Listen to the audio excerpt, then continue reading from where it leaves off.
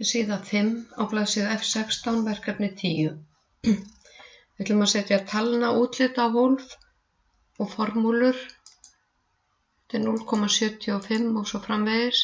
Við ætlum að setja talnaútlit í number og við ætlum að velja fraksjón.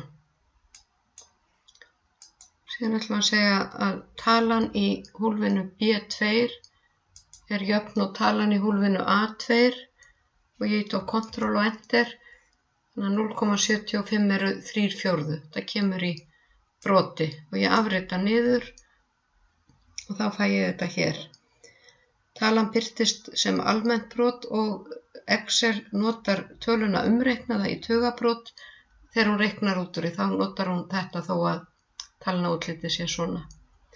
Hér ætlum við að setja talnaútlitið Scientific og það er hér. Ok, og hér líka Scientific og þá segjum við hér sama sem þetta hér, Enter. Þessi tala er jöfn og þessi tala og útskýringin á þessu er að talan birtist á staðalformi, það er talan er skráð sem margfeldi af tölu á bilinu 1 til 10 og veldi af 10. Hér ætlum við að setja formúlu.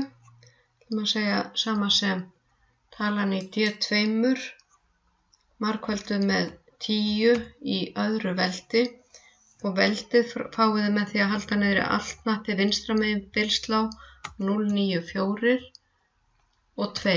Þannig að þetta er 10 í öðru veldi. Og sama hér. Það segja sama sem þessi tala hér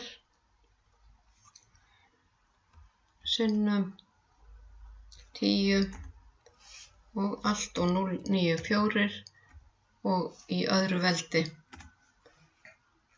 Þá er þetta komið hér. Við ætlum að setja textaútlit hér og skrifa tölur.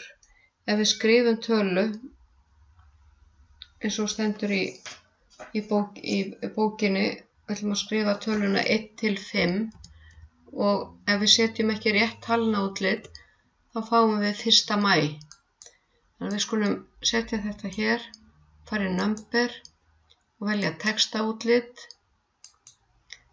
og við skrifum núna 1 til 5 og þá helst talan.